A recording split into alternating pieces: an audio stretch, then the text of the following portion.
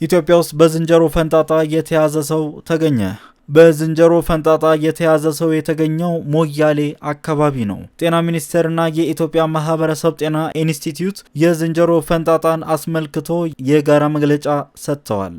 በዚሁ ኢንስቲትዩቱ በኦሮሚያ ክልል ሞያሌ ከተማ አስተዳደር ከሚገኙ በህመሙ መያዛቸው ከተጠረጠሩ ታካሚዎች በወሰደው ናሙና ኤምፖክስ ቫይረስ የተያዘ ሰው መገኘቱን እንዳረጋገጠ ይፋ ተደርጓል። ቫይረሱ የተገኘበት የተረጋገጠው የ21 ቀን እድሜ ያለው ህጻን ልጅ ሲሆን እናቱ በተደረገው ቀጣይ ምርመራ ለቫይረሱ እንደተጋለጠች ለማረጋገጥ መቻሉ ተገልጿል። የህፃኑ አባት ወደ ጎረቤት ሀገር ሄዶ የነበረ ቢሆንም መታወቁና የሄደባቸውን አካባቢዎች እንዲሁም ከግለሰቡ ጋር የቅርብ ንክኪ የነበራቸውን ግለሰቦች የመለየት ክትትል የማድረግ ስራ እንደተጀመረ ይፋ ተደርጓል። ታካሚው ህፃንና እናቱ አስቀድሞ በተዘጋጀው የለይቶ ማከሚያ ተገቢው የህክምና ክትትል እየተደረገላቸው ሲሆን እስካሁን ባለው ሁኔታ የከፋ የጤና እክል አላጋጠማቸውም ብለዋል። የኤምፖክስ በሽታ ቫይረስ ካለባቸው ግለሰቦች ጋር ንክኪ ያለው ሰው የሚከተሉት ምልክቶች በሚታዩበት ወቅት ማለትም ሽፍታ፣ ሳል፣ ትኩሳት፣ የራስ ምታት፣ ድካምና የጀርባ ህመም ሲያስተውል በአፋጣኝ ወደ ጤና ተቋማት በመሄድ ተገቢውን የምርመራ አገልግሎት እንዲያገኝ ጥሪ አቅርበዋል። እንዲሁም የግልና የእጅ ንጽህናን በመጠበቅ ከላይ የተገለጹትን ምልክቶች ባሉባቸው ታካሚዎች አካባቢ የአፍና የአፍንጫ መሸፈኛዎችን በመጠቀም ተገቢውን ጥንቃቄ ማድረግ ይገባል ተብሏል። በአሁኑ ወቅት ይህ በሽታ በተወሰነ ቦታ ብቻ የታየ በመሆኑ ህብረተሰቡ ሳይደናገጥ የተለመደውን አኗኗር መቀጠል ይችላል ያሉት የጤና ሚኒስቴርና የኢትዮጵያ ህብረተሰብ ጤና ኢንስቲትዩት ወቅታዊ መረጃን በአግባቡ በመከታተል ህብረተሰቡ ራሱና ቤተሰቡን ከበሽታ እንዲጠብቅ አሳስበዋል።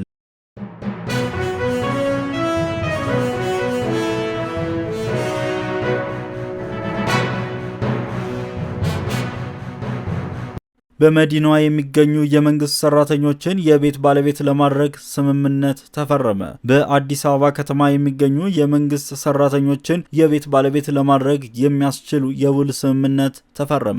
ስምምነቱ የተፈራረሙት የአዲስ አበባ ከተማ ቤቶች ልማት አስተዳደር ቢሮና የኢትዮጵያ ንግድ ባንክ ናቸው። በዚሁ መሰረት ስምምነቱ መምህራንን ጨምሮ በከተማው የሚገኙ የመንግስት ሰራተኞችን የቤት ተጠቃሚ ማድረግ የሚያስችል መሆኑ ተገልጿል። ስምምነቱ በአነስተኛ የወለድ መጠን በ25 እና 75 የብድር መርሃ ግብር የሚከናወን ነው ተብሏል። ቀደም ሲል ተደራጅተው በመጠባበቅ ላይ የነበሩ ቤት ፈላጊ መምህራን በመርሃ ግብሩ ቅድሚያ እንደሚሰጣቸው ተገልጿል። የኢትዮጵያ ንግድ ባንክ በከተማ አስተዳደሩ ለሚገኙ ቤት ፈላጊ ሰራተኞች በዝቅተኛ የወለድ መጠን በ20 ዓመት የሚከፈል ብድር ማመቻቸቱን አስታውቋል። በከተማው የሚገኙ ከ40 ሺህ በላይ የመንግስት ሰራተኞችን ተደራሽ ለማድረግ መታቀዱን ፋና ቴሌቪዥን ዘግቧል።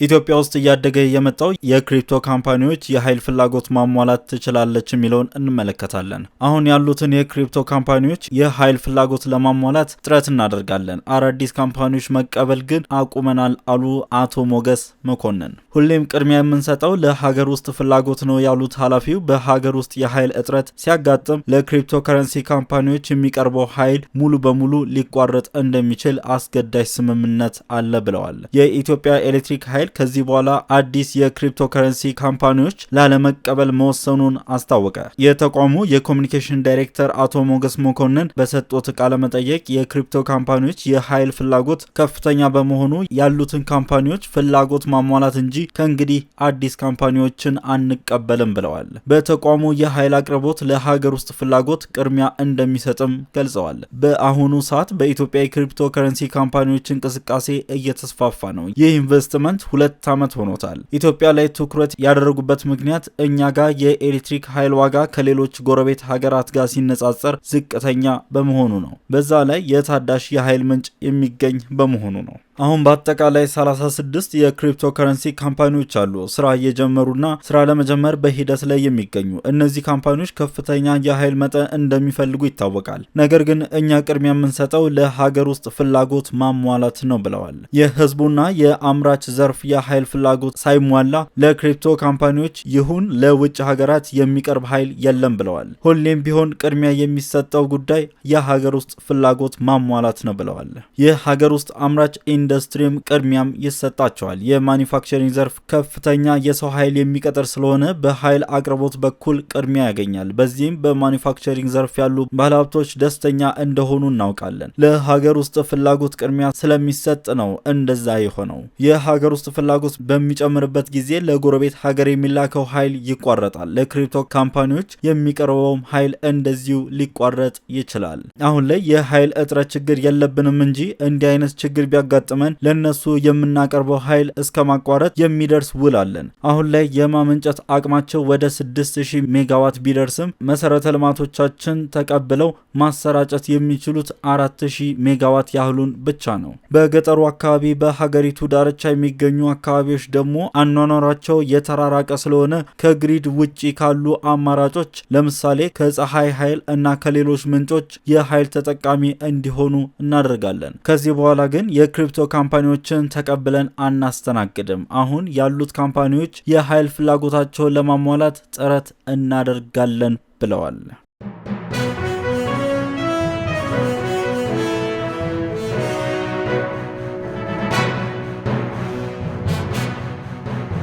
የቀድሞ የትግራይ ጊዜ አስተዳደር ፕሬዝዳንት ጌታቸው ረዳ ህወሓት የፕሪቶሪያው የግጭት ማቆም ስምምነት እንዳይተገበር እንቅፋት ሆኗል ሲሉ ዛሬ አዲስ አበባ ከሚኖሩ የትግራይ ተወላጆች ጋር ባደረጉት ውይይት ላይ ከሰዋል።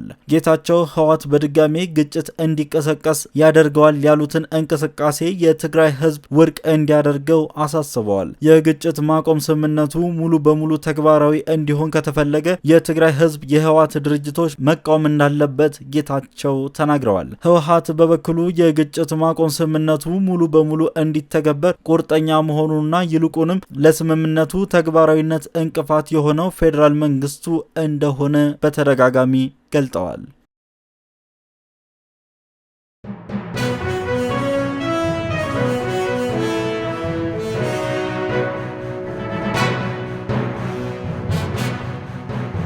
የዓለም አቀፉ የገንዘብ ድርጅት IMF የሥራ አመራር ቦርድ የኢትዮጵያን 3.4 ቢሊዮን ዶላር ሶስተኛ ዙር የብድር ፕሮግራም አተገባበር ግምገማ ቀደም ሲል በተጠቀሰው ጊዜ ውስጥ ያጸድቃል ተብሎ እንደሚጠበቅ የድርጅቱ ቃል አቀባይ መናገራቸው ሮይተርስ ዘግቧል። የድርጅቱ የስራ አስፈጻሚ ቦርድ የግምገማ ሰነዱን ለማጽደቅ ቀጠሮ የያዘው በቀጣዩ ሰኔ ወር ነው። ቦርዱ ግምገማውን ካጸደቀ ድርጅቱ ከብድሩ 265 ሚሊዮን ዶላሩ ለሀገሪቱ እንዲለቅ ያስችለዋል። የድርጅቱ የባለሙያዎች ቡድን በሚያዝያ ወር የመጀመሪያ ሳምንት ገደማ ከባለስልጣናት ጋር ተወያይተዋል። በግምገማው ዙሪያ መንግስት ከባለሙያዎቹ ቡድን ጋር በጥቂት ቀናት ውስጥ ከስምምነት ላይ እንደሚደርስ የገንዘብ ሚኒስትር ዴታ ኢዮብ ታከልኝ በወቅቱ ተናግረው የነበረ ቢሆንም እስካሁን ግን ስለ ስምምነቱ የተባለ ነገር የለም።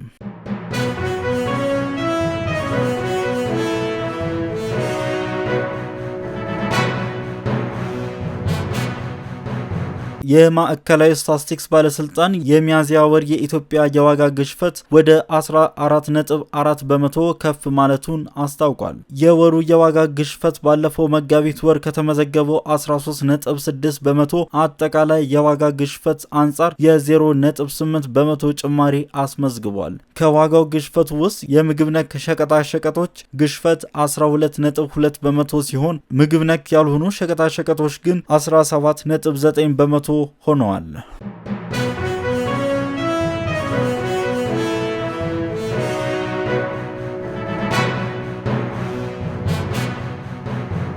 የአሜሪካው ፍትህ መስሪያ ቤት ቦይንግ በኢትዮጵያና ኢንዶኔዥያ ከተከሰከሰው ቦይንግ 737 ማክስ አውሮፕላኖች ጋር በተያያዘ የማጭበርበር ወንጀል ክሱን ላለመመስረት ከኩባንያው ጋር ከስምምነቱ መድረሱን ሮይተርስ ዘግቧል። በስምምነቱ መሰረት ቦይንግ በአውሮፕላኖች አመራረጥ ጥራት ላይ የሚደረግበት ቁጥጥር እንደሚቀርለት ዘገባው ጠቅሷል። የተጎጂዎች ቤተሰቦች፣ ጠበቆችና 2 የአሜሪካ ሴናተሮች ክስ እንዳይቀር ጠይቀው ነበር። ፍርድ ቤት በሰኔ ወር ክሱን ለማየት ቀጠሮ ይዞ የነበረ ሲሆን ቦይንግ በማጭበርበር ወንጀል ጥፋተኝነቱ እንደሚያምን ገልጦ ነበር። ከ1.1 ቢሊዮን ዶላር በላይ በቅጣት ለተጎጂዎች በካሳ ይከፍላል።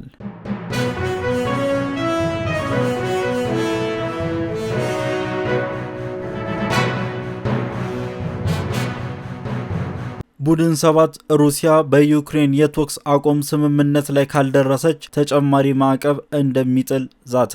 የቡድን 7 ሀገራት ወይም G7 የፋይናንስ ባለስልጣናት ሩሲያ በዩክሬን ላይ በምታደርገው ጦርነት የተኩስ አቁም ስምምነት ካልተስማማች ተጨማሪ ማዕቀቦችን ሊጥሉ እንደሚችሉ ዝተዋል። በዚህ ሳምንት የውጭ ጉዳይ ሚኒስትሮችን በተሰበሰቡበት በካናዳ ሮኪ ተራሮች ላይ ጉባኤውን ሲያጠናቅቁ የፋይናንስ ኃላፊዎቹ በሰጡት የጋራ መግለጫ እንደተናገሩት የሩሲያ የቀለጠውን አረመኔያዊ ጦርነት በዩክሬን ለማስቆም የተደረገውን ጥረት ከከሸፈ ቡድኑ ሞስኮን ወደ ኋላ እንድትመለስ እንዴት ማድረግ እንዳለበት ይመለከታል ብለዋል። እንዲህ አይነቱ የተኩስ አቁም ስምምነት ካልተደረሰ ጫናዎችን ከፍ ለማድረግ እንደ ማዕቀብ መጨመር ያሉ አማራጮችን ጨምሮ ሁሉንም ሊሆን የሚችሉ አማራጮችን መፈተሻችን እንቀጥላለን ሲሉ የ3 ቀናት ስብሰባው መጠናቀቅ ተከትሎ የወጣው የመጨረሻ መግለጫ አሳይቷል። ካናዳ፣ ፈረንሳይ፣ ጀርመን፣ ጣሊያን፣ ጃፓን፣ ዩናይትድ ኪንግደም እና ዩናይትድ ስቴትስ ያቀፈው ቡድን 7 ጦርነቱ በገንዘብ የሚደግፉ ሀገራት ከዩክሬን መልሶ ግንባታ ተጠቃሚ